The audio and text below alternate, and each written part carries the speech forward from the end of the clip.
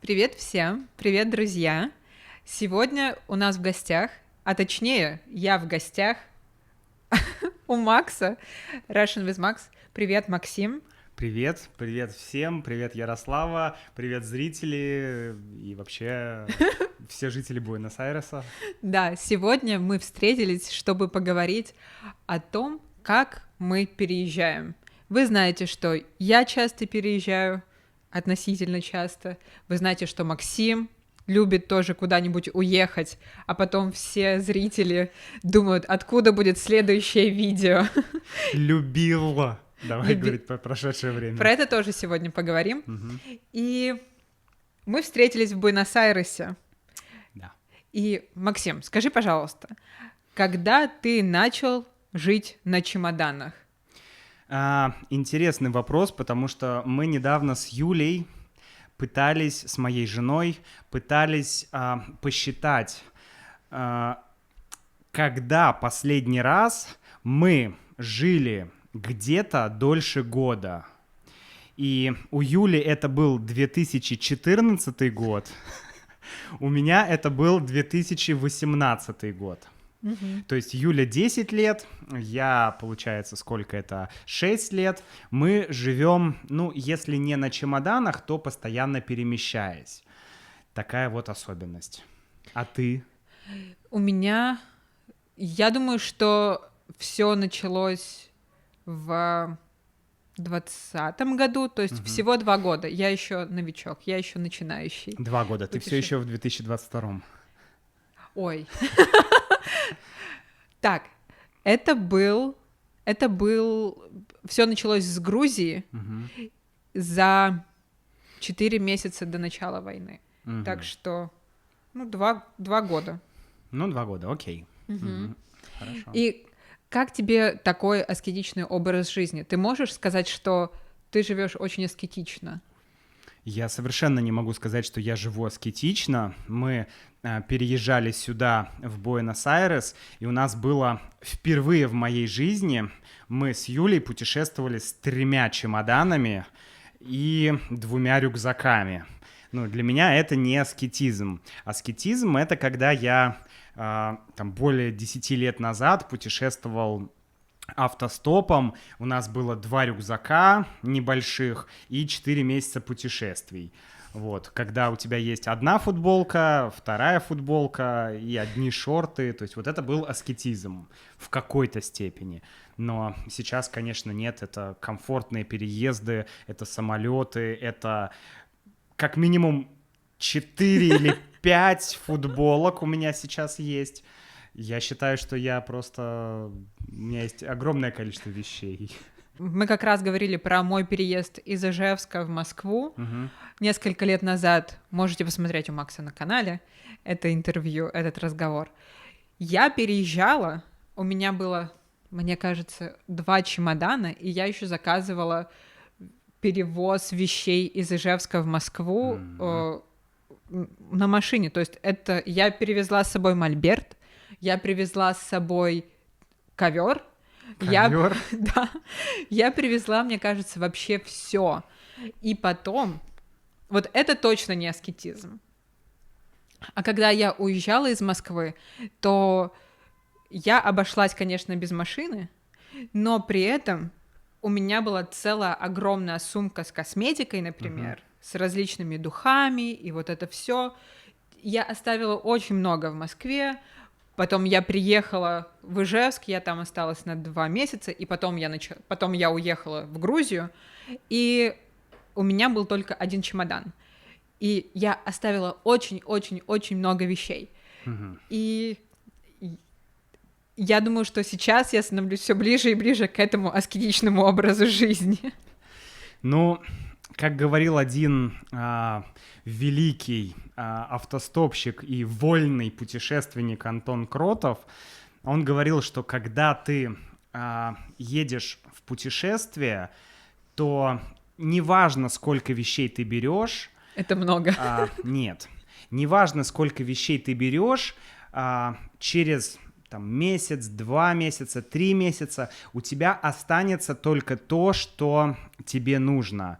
Лишние вещи уйдут, необходимые вещи придут. Но, правда, он говорил не про переезды, а про длительные путешествия, там, и автостопом, и не автостопом.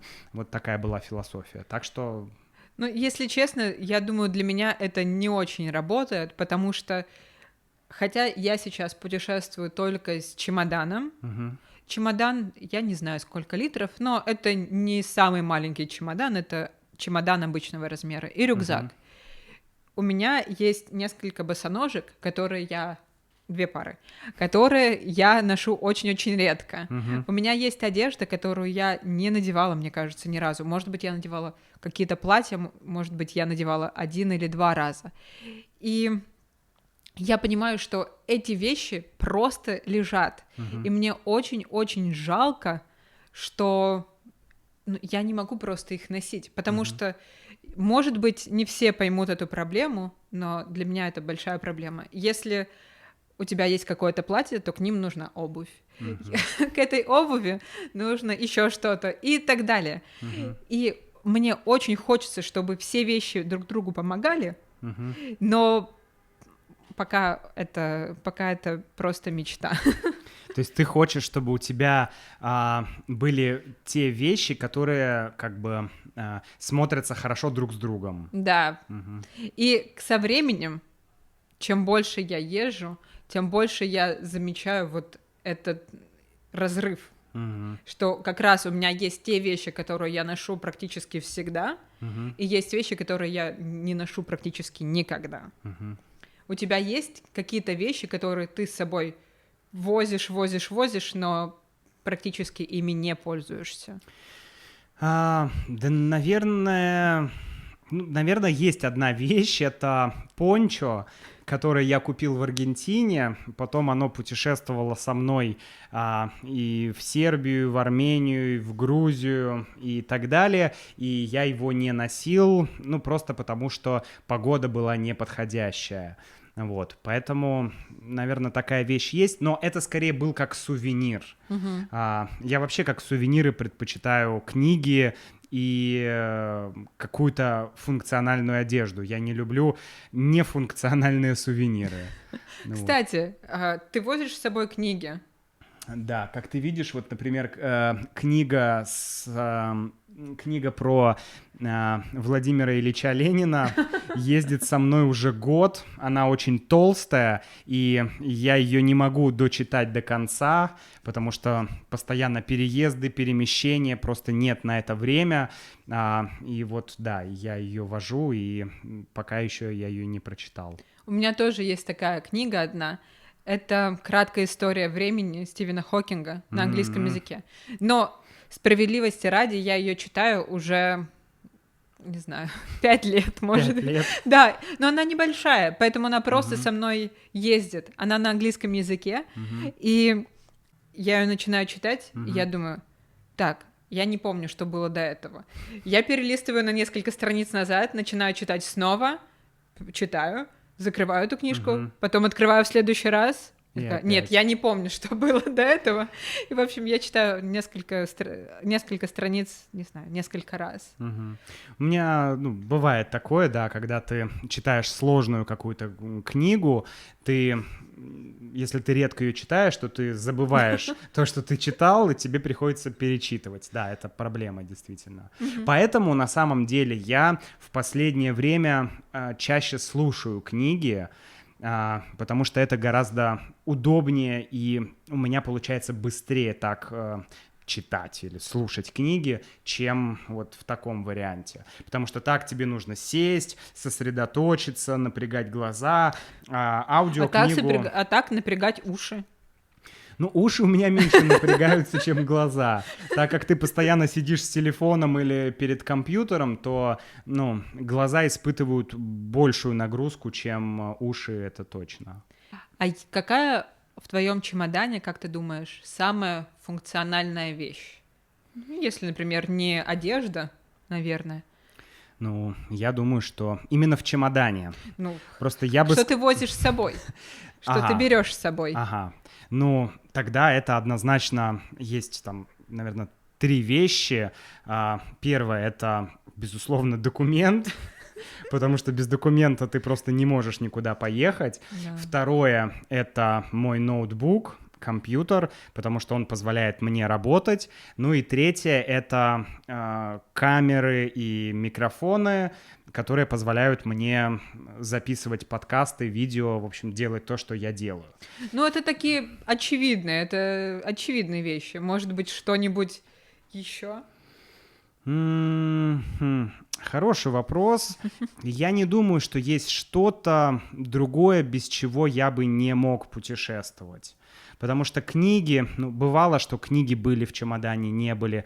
Одежда всегда есть, но если ее нет, ты можешь ее купить. А, например, технику купить гораздо сложнее, поэтому тут я буду очень банален и ничего вот кроме техники не смогу сказать. У меня нет какого-то секретного супер-пупер инструмента. Хотя нет, есть вообще такой инструмент, с которым я путешествую, называется мультитул.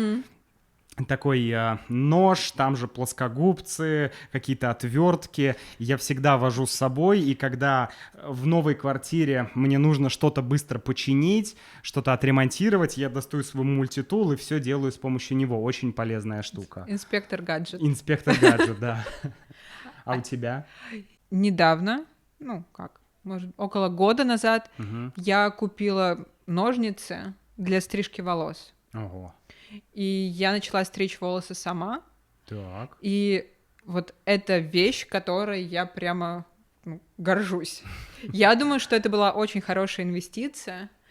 И это сразу решило очень много проблем в моей жизни, в моих перемещениях, в моих поездках.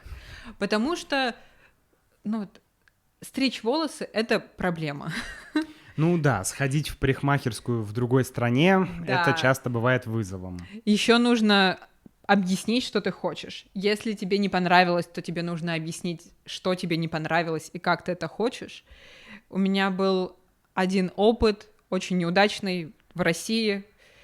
Поэтому я подумала, хорошо, если мне не понравится, как меня подстригли, лучше это буду я. Вот, но все опыты мои были удачными, и я думаю, почему вообще люди так не делают, почему люди сами себя не стригут. Действительно, всего лишь там это. И поэтому я думаю, что это ножницы. А есть какая-то вещь, которую ты с собой возишь в качестве воспоминания о доме, о России, о семье, например? Может быть, книжка про Ленина. Честно говоря, нет.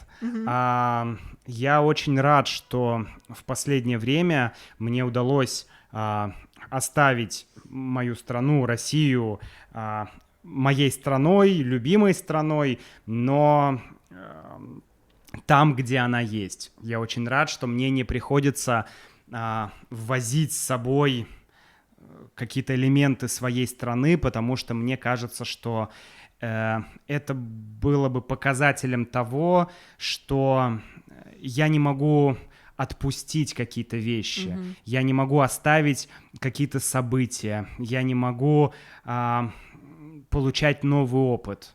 То есть я постоянно как бы привязан к какому-то прошлому. И вот эта вещь была бы этой привязкой моей к... то есть она показывала бы, что у меня есть привязка очень сильная, возможно, нездоровая привязка к моей стране. Поэтому все, что у меня есть здесь, и этого мне достаточно, да. А у тебя такая вещь есть?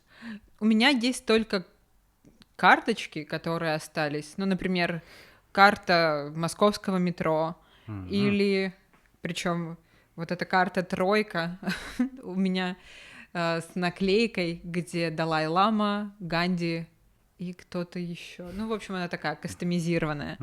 И да, я думаю, что у меня все сохранилось вот в таких карточках. У меня есть фотографии моих родителей, очень старые фотографии, когда они еще были молодыми в моем возрасте. И тоже фотография меня и моего брата, когда мы были еще детьми. А так, да, я в принципе согласна. И хотя сначала я возила больше вещей, и каждый раз, когда ты уезжаешь, я такая, хорошо, ладно. И ты собираешь чемодан, думаешь, мне серьезно нужно вот это с собой везти? Или я могу это оставить и просто запомнить, что эта вещь у меня когда-то была, то чаще всего ответ «да, я могу это оставить». А с чем тебе сложнее всего, с какой вещью, или не обязательно вещью, тебе было труднее всего расстаться дома в России?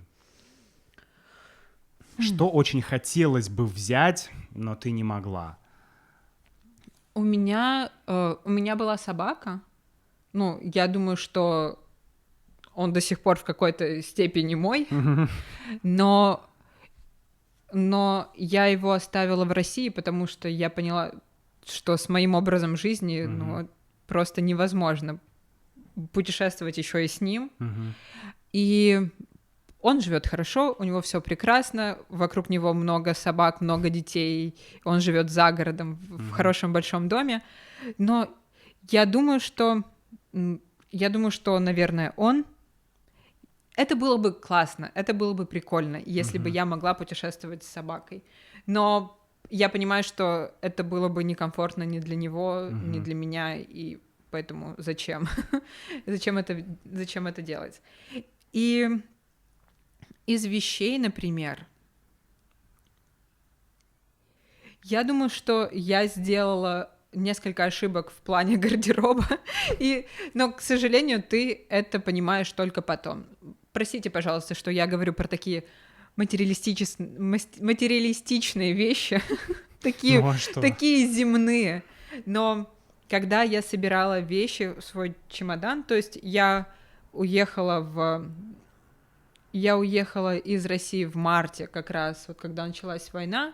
У меня уже был билет на самолет, когда все началось. Я знала, что я уеду, я была только месяц тогда в России.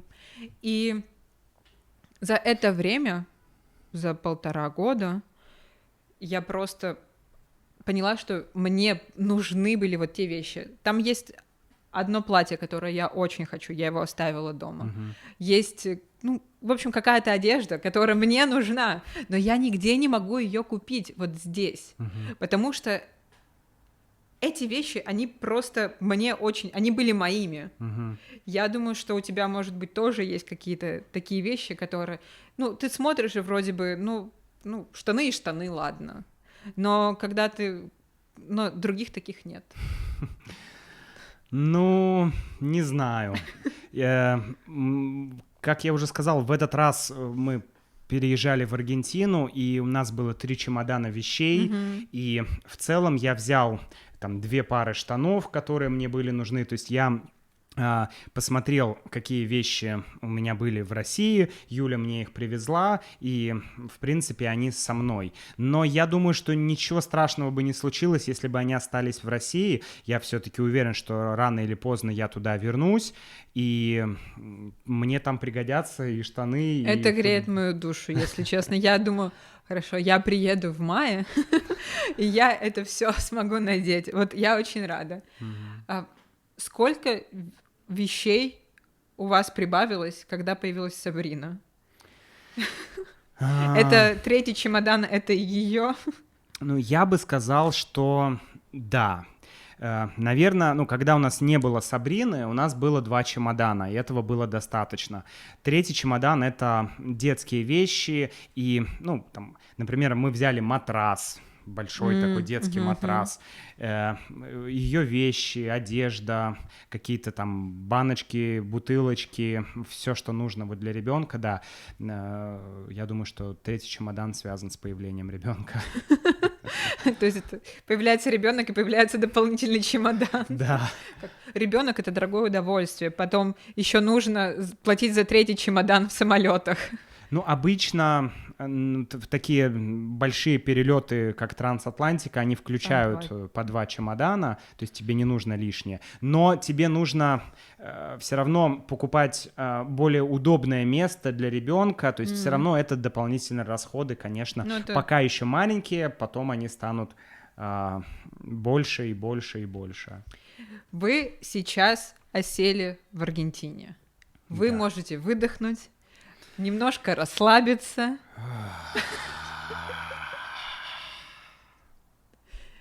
Вы уже начали обрастать вещами. Вы уже начали что-то покупать в ваше гнездышко. К счастью, к великому счастью, вот можно посмотреть туда, там видно часть вещей, которые у нас стоят на кухне, и видна стиральная машина. Просто спасибо Господу, Богу и хозяевам этой квартиры. К счастью, эта квартира настолько экипирована всем, что нам нужно, что мы практически ничего не покупали. Мы купили только кружку, чтобы пить мате, и, может быть, какие-то еще вещи, но минимум вещей. И, ну, конечно, так или иначе мы будем покупать какие-то вещи. Вот детская кроватка, например. Мы купили кровать для Сабрины, она там стоит. Нужно еще купить стульчик специальный, чтобы кормить Сабрину было удобно. То есть, конечно, вещи будут, но мы на самом деле закупились огромным количеством вещей, когда мы были в Сербии. Я тогда купил себе велосипед. И где он? Я его потом продал. Вот. Я купил себе велосипед. Я гулял на полную катушку. Я купил велосипед. Я купил себе палатку. Мы ее привезли. Я купил коврик для йоги, спальные мешки, газовую горелку. Короче, полный экип туристический. И еще хреновую тучу всего. Но ты это купил, потому что ты думал, что вы будете оставаться в Сербии, или ты просто закупился в Сербии, потому что почувствовал свободу рынка? Свободу рынка. Ну, как сказать, мы не знали точно, сколько мы будем находиться в Сербии, но мы знали, что это будет какой-то продолжительный или относительно продолжительный период, поэтому я очень хотел велосипед. Я хотел велосипед. Подобрел сразу. Да. Чего я такой злой был? Потому что у меня велосипеда не было. Вот. Нет, ну правда. Я даже снял видео, где я 40-минутный просто эпизод сериала, где я по Сербии еду на этом велосипеде по разным монастырям православным. Ну да, православным, наверное, можно сказать. Соответственно, да, я там закупился, но потом, когда мы поняли, что мы уезжаем, мы очень легко все это продали. Более того скажу, я купил... к сожалению, нет. Но я даже купил себе стол. Но не просто стол. Мы поехали в Икею. Мы такие, Икея! Когда ты живешь в России, в России раньше была Икея, и ты живешь, у тебя есть Икея, и все вот эти вот магазины, где ты можешь купить все, что хочешь, ты думаешь, магазин. Да, но когда этого нет, ты по-другому на это смотришь. Поэтому мы приехали в Икею, и я купил себе стол с подъемным механизмом. Чтобы стоять и работать? Да, то есть я мог регулировать стол, я мог работать стоя, я мог работать сидя, повыше, пониже. Это было супер комфортно. Вот. Я представляю, потому что когда мы приехали в Софию, когда мы приехали в Болгарию, то мы тоже купили стол. Но этот стол был обычный, и для меня это было достаточно странно, потому что я думаю, что я человек достаточно аскетичный, но у меня очень минимальные требования к этому миру. И я могу работать, не знаю, за обычным столом, но не знаю, почему-то мы решили, что надо купить стол. Потом мы его продали. Но... Я вот, кстати, не могу работать за обычным столом. Я попробовал работать за этим столом здесь. Я просто сел за него, я понял, что он круглый, это совершенно неудобно. Для меня вот рабочее место, это прям очень важно, поэтому я купил себе дешевый подержанный стол. Но он выглядит очень стильно. Ну, это обманчивое первое впечатление. Он на самом деле очень шатается вот так. Приходится подкладывать бумажку под ножку. Короче, стол... Но он выполняет свою функцию. Он стоил $10, может быть. И я доволен. Кстати, про цены. Ты говоришь про велосипеды, Мгм. и я вспомнила. Мы тоже здесь, в Аргентине, думали купить велосипед, Мгм. потому что, ну, это на самом деле, во-первых, Буэнос-Айрес очень удобный город для велосипедов. Здесь есть дорожки, здесь не очень быстрое движение машин, Мгм. и очень удобно вообще. Все просто нарезано на квадраты, Мгм. можно легко добираться. Но велосипеды стоят очень дорого. Здесь? Да, мы, может быть, где-то есть дешевле, но все, что мы видели, один велосипед там 200, 300, 400 долларов. Мгм. Это что за цены? Ну, я скажу так. Я в Сербии купил велосипед за 300 евро. Это был подержанный немецкий велосипед. Ну, он был клевый. Я никогда не катался на таком велосипеде, но он прям реально клевый. То есть ты садишься, и ты чувствуешь, как он мягко едет, как ты плавно двигаешься. То есть мне очень хотелось получить этот опыт именно какого-то хорошего, пусть подержанного, но какого-то хорошего, классного велика. Поэтому, ну, мне кажется, 200 долларов для велосипеда — это немного. Мне кажется, может быть, это просто 200 мое долларов. такое. Может быть, это просто мое ощущение. Я думаю, что... Ну, не знаю, для меня все, что дороже 100 долларов, это уже дорого. У меня в голове фикс-прайс. Ну, кстати, на самом деле, вот действительно цены, они... это очень интересная вещь, потому что у тебя, правда, в голове есть... То есть цены меняются в жизни быстрее, чем они меняются в твоей голове. Ты все еще думаешь, что в России кофе стоит 60 рублей, и это 1 доллар. Ага. Но сейчас кофе уже стоит такой же 120 рублей, и это уже почти 1,5 доллара. Угу. Ну, правда, сейчас курс тоже меняется, но условно. То есть цены меняются гораздо быстрее, чем мы это осознаем. Поэтому у нас часто в голове, у многих людей, вот ты замечала, они говорят: цены так поднялись. Ты разговариваешь с другом там или, не знаю, с кем-то из России, и люди, да и неважно, из России, с другой стороны, и все всегда, всю жизнь, сколько я себя помню, обсуждают, как поднимаются цены. Но, блин, инфляция есть всегда, цены поднимаются всегда. Я понимаю, что есть периоды, когда они быстрее поднимаются, когда медленней, но... Но нет такого, чтобы они падали. Да, то есть надо принять этот факт, что цены — это абсолютно динамическая штука. И, ну, мне кажется, гораздо лучше к ценам относиться с учетом, ну, как бы твоих возможностей, твоего заработка. Есть в моем представлении, в моем понимании доллар... Это грязная зеленая бумажка, Нет. да, как говорил Моя политик.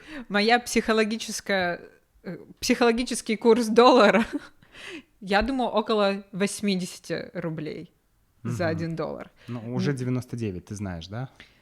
Я предполагаю. Но когда я вижу какие-то цены, я умножаю на 100, потому что я такая думаю, лучше я посчитаю в большую сторону и приятно удивлюсь, чем я посчитаю в меньшую сторону и неприятно удивлюсь.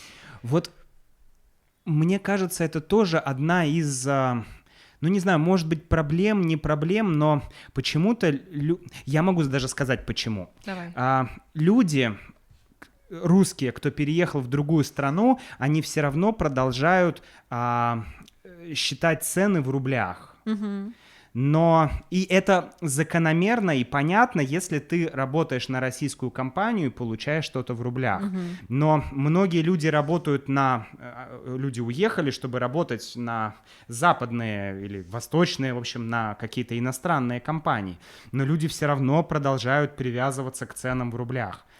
Я использую рубль и переводы в рубли только чтобы понять, вообще это слишком дорого или нет, то есть это адекватная цена в моем мире или нет.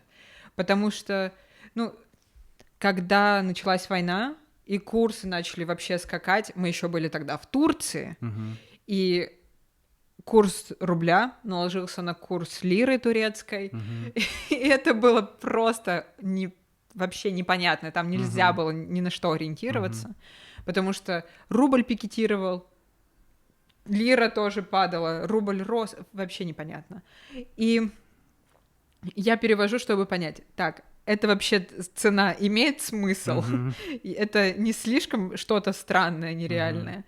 Нет, ну, я согласен, как я сказал, я понимаю, почему это происходит, потому что все-таки всю жизнь мы жили в России, и мы, ну, у нас уже есть какое-то, как ты говоришь, психологическое, да, представление о стоимости каких-то товаров. Да. Но проблема в том, что сейчас все очень быстро меняется, и вот что в России может быть там дорогим, дешево в другой стране, что дешево в этой стране, дорого в России, курс рубля, курс доллара, а если еще в Аргентине песо, тут вообще получается полный раздрай. Да. Ну, в общем, да, согласен. Согласен, что так или иначе мы все равно в голове в своей где-то глубоко все равно оперируем рублями. Причем рублями теми еще довоенными. Да. Потому что что было потом и как рубль сейчас держится на определенном уровне, ну, мне кажется, что это не совсем реалистично, что это он больше нарисованный. Ну, ладно. И... Может быть, не знаю. Да, это сложно про это говорить, потому что всей правды мы не узнаем. Ну да. Ну, по крайней мере, мы можем судить о том, что нет, как в случае, например, Аргентины, двойного курса. Да. То есть здесь однозначно, ну, мы понимаем, что официальный курс доллара к песо, он не рыночный. Но с рублем такой пока проблемы нет, поэтому... Ну да. Поэтому регуляция Центрального банка и других финансовых структур, кажется, помогает в любом случае. И вообще мне, на самом деле, хочется сказать, что наш Центробанк в России, вообще наши вот эти финансисты, которые сидят, вообще самое, как мне кажется, адекватное министерство в России — это Министерство финансов. Кто бы мог подумать? Да. Как ни странно, но это реально самое... Потому что все политические какие-то законы, нововведения, придумки, с очень многими Министерство финансов не соглашается.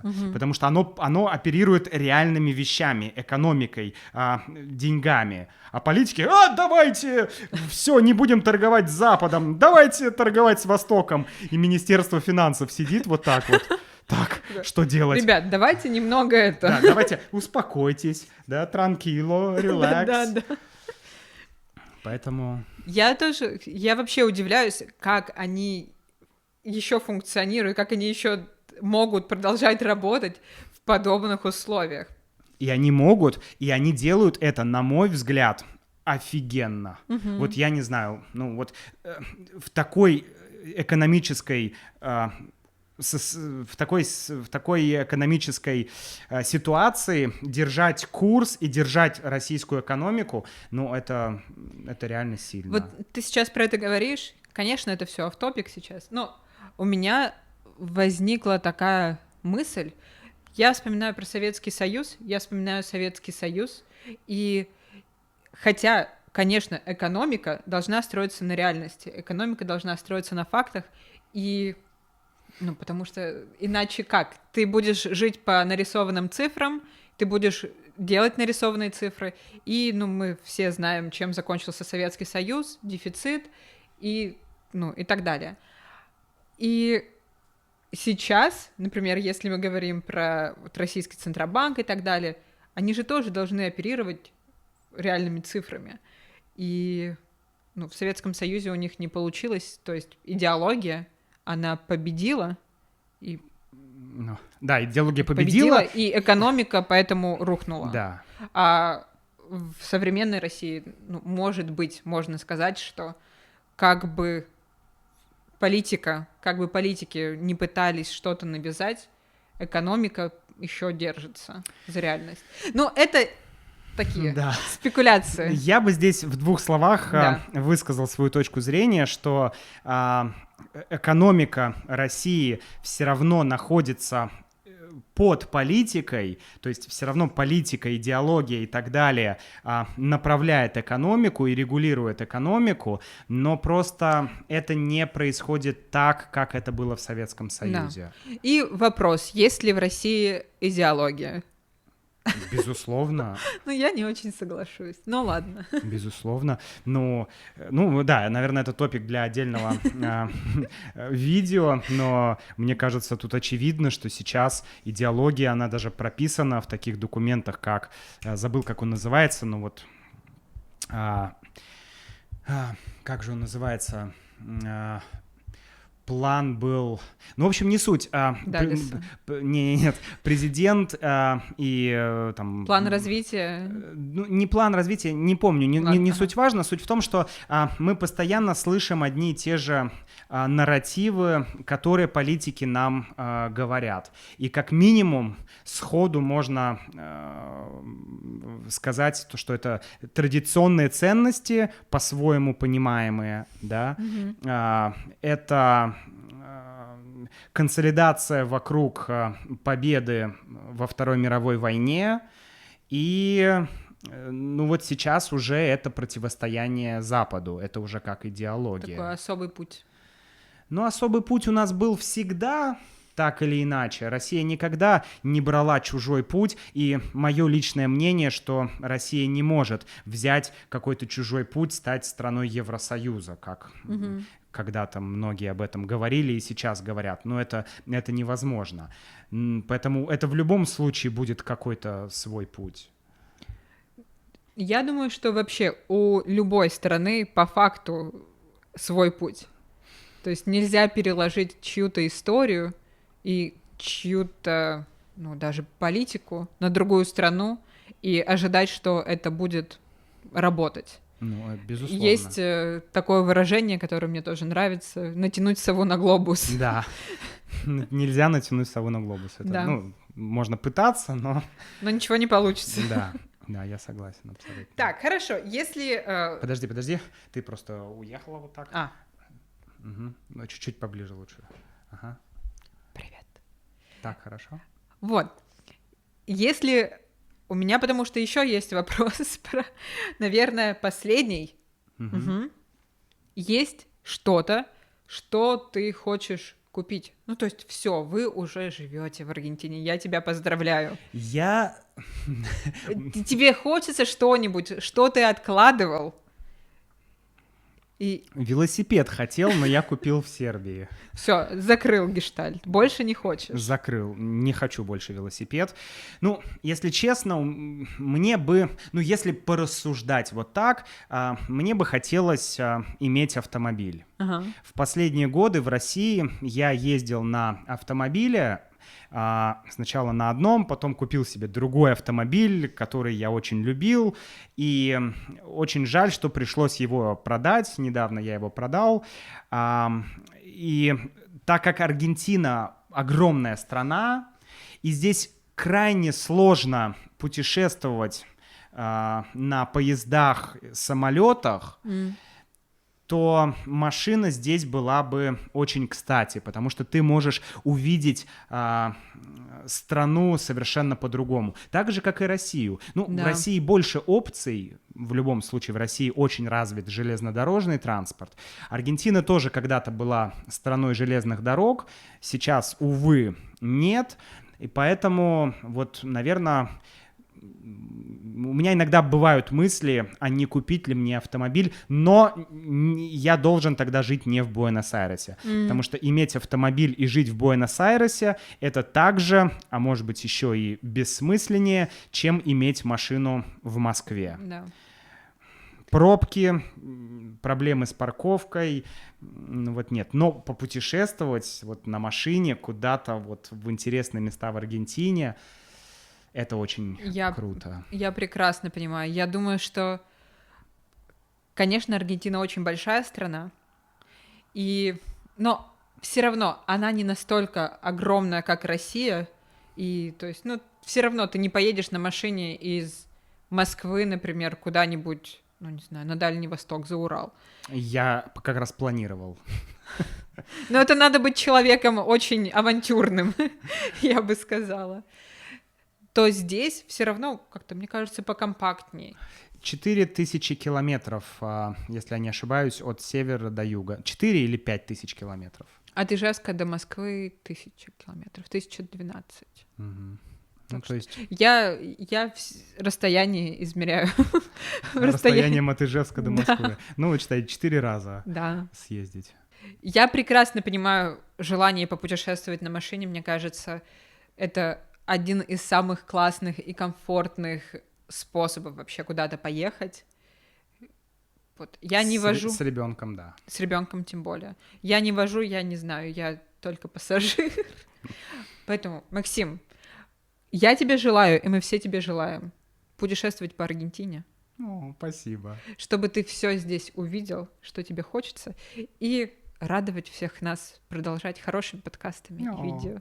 Спасибо большое. Спасибо, Ярослава. Спасибо, что ты меня пригласила, что мы с тобой пообщались, обсудили все эти разные темы. Друзья, подписывайтесь на канал Ярославы, на мой тоже подписывайтесь. Вообще подписывайтесь на все каналы, которые вам нравятся. А на те, которые вам не нравятся, не подписывайтесь. Хорошо сказал. Да, все, всем спасибо, всем пока, до встречи. Пока, ребят.